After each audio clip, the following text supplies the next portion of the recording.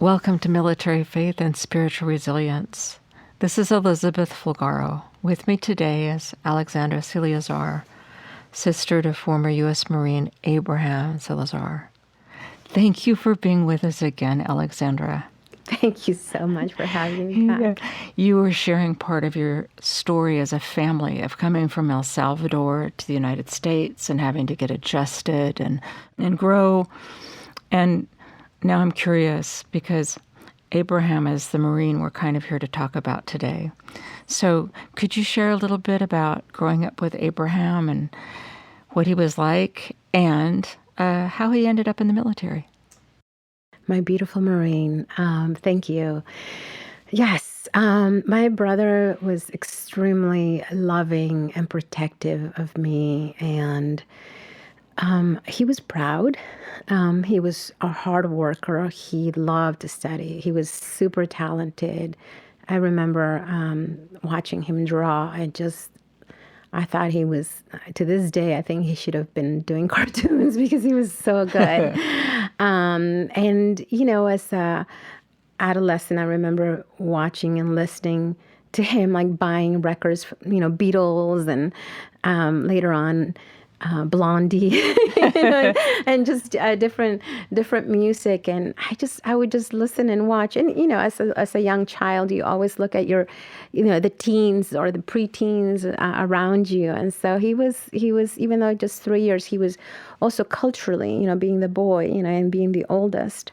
So he was always leading the pack. And I just really love watching him. My mom tells a story of one day she was walking with all three of us, and I must have probably been a toddler. I don't really know the age, but my mom said, or perhaps even younger, and my mom said, I have no idea if I was too tired to keep walking or what happened. And she said, just let's leave her behind, just leave. And that my sweet Abraham came back and said, no, the ants will eat her. No, let's take her with us. And he must have probably, again, been just maybe 6 or 7. I have no idea how old, or maybe 5, who knows.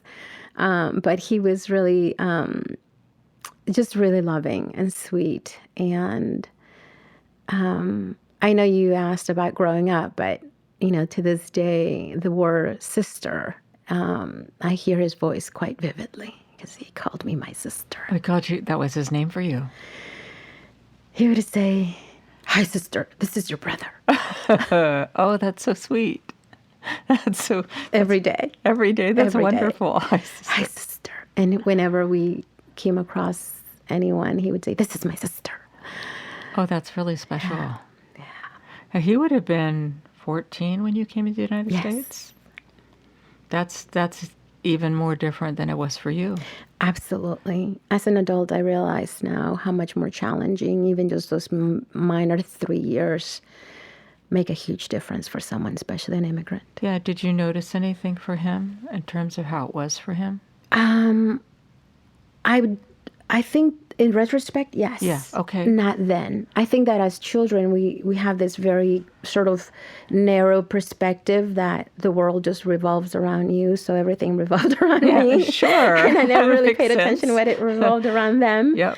But in retrospect, in our conversations now or then, I realized some of his very difficult challenges and things that he had to face, especially being a man and especially being the oldest.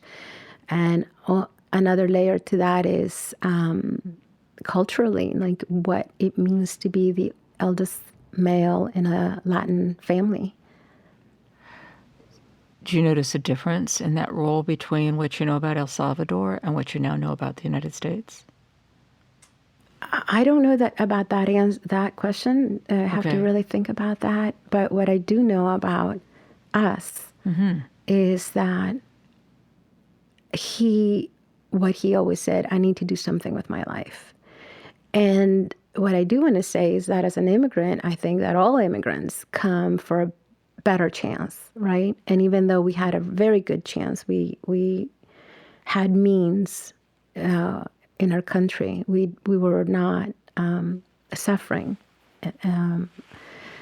financially, but politically, things unraveled, whether we liked it or not, that were out of our control.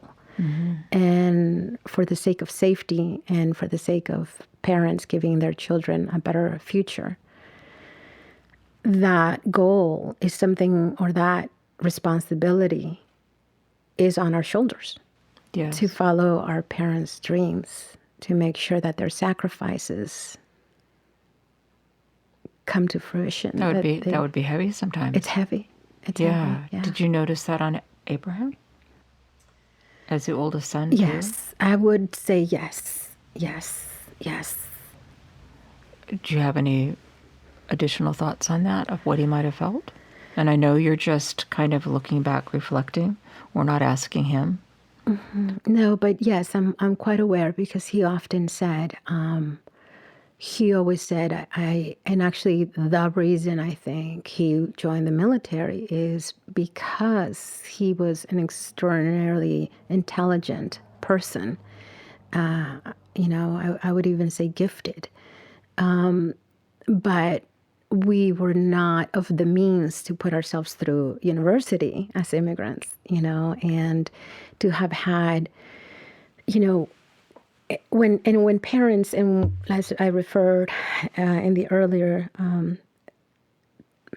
segment, is that parents themselves are adapting. So they're adapting to the new roles in society and availability of things in the community. And not all teachers really reach out to all children equally, and that happened to me as well in school, that not the avenues of scholarships are not necessarily discussed with all children equally. So not knowing what avenues he would have to help him, what resources he would have to help him, he had to do that on his own. And I had to do that on my own as well, separately and differently. But he had, 4 years to figure it out. It's not very long. It's on just his own. And he's learning English, and he's learning about the new place he is. That's not very much time. Yes, because you think of parents or generations who are born and raised here. There is knowledge of whether scholarships or anything. My parents didn't know that. So my brother did know the military, and he was actually just walking one day, and we used to have a lot of recruiting stations. I remember growing up in San Francisco. Now you don't see them anymore. But he passed by a recruiting station, and someone said, "Come on in," and he went in, and he saw that as an opportunity. And it wasn't that foreign, the conversation of being a military person. It was not a foreign conversation. No, that makes sense. How old was he when he walked into that recruiter's office, do you think? It was shortly after he graduated high school. So he's looking for that next step. Mm-hmm. Was he looking at college at all, or was that not possible where you were at that time? He was definitely interested. I personally don't know if he knew or did not know how to go about it. Yeah, makes perfect sense. Okay, so this became an option for him to find his way forward. That makes a lot of sense. Did he ever share why he picked the Marines? Oh, yes, he did share. Oh, good. Oh, yes, he did share. Actually, he wanted to be in the Air Force. Okay. And there was a test that he needed to take with the Air Force. And I'm not sure, what that test entails and whether... but I think they wanted him to come back and retake the test. And there was a Marine table next to it. And they lured him into the Marines, and the few, the proud. And he was eager to move on with his life, to do that next chapter. So he said that very same day he signed, and that very next morning they came to pick him up. Wow. And he said often, "You were sleeping when I left. You did not know." So he left a note to my parents, and he left, and he went to Camp Pendleton. So did they even know that he was signed up? No, but we found out later. later that day when he was gone. What was the family reaction? My mom was heartbroken and anxious. I didn't know how to take that, so I just thought, okay, he's gone, and I was just busy in school, and I think I somewhat lost track of what was going on in his life when he joined. What year was that? I want to say 1982? 1982. 82, or let me see, hold on, Yeah, give it 82, a second. 84, that's, or real close to that. I think he was 82. He went before you graduated high school, right? Definitely. And so, can you connect it with that date? Well, he graduated from high school, I think, in 1982, so it might have been in 82. I think in just a couple of months, couple of months after he graduated. It didn't take long. So when he went into the Marines, and your mom is struggling with this, when did you hear from him next? Well, he wrote. I mean, we kept in touch. He went to Okinawa, and he went.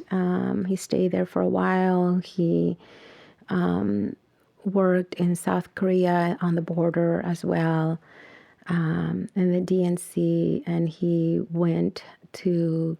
He said he went to Vietnam. I think I lost track of him while he was in Vietnam, but he was also in the Philippines as well. And what was his job in the military? I do know he was a sharpshooter for the Marines, and I know that he worked on airplanes as well. If I can do justice.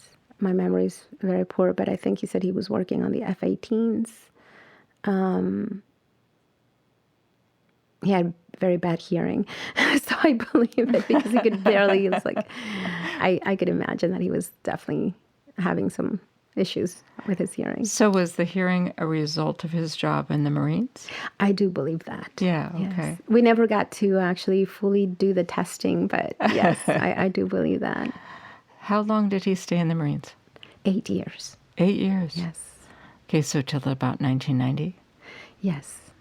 91, I think. And what caused him to decide that his time in the military was done? He went to his officer and said he was leaving. He told me he's, in joking, his higher ranking officer said, "Oh, you couldn't hack it, huh, Marine?" And he said, "No, sir. I just have better things to do with my life." Oh. Not putting anything down on the Marines. He was incredibly proud, but it was just their inside joke. No, I think that's really cute. So I'm trying to think how old he was when he left the Marines.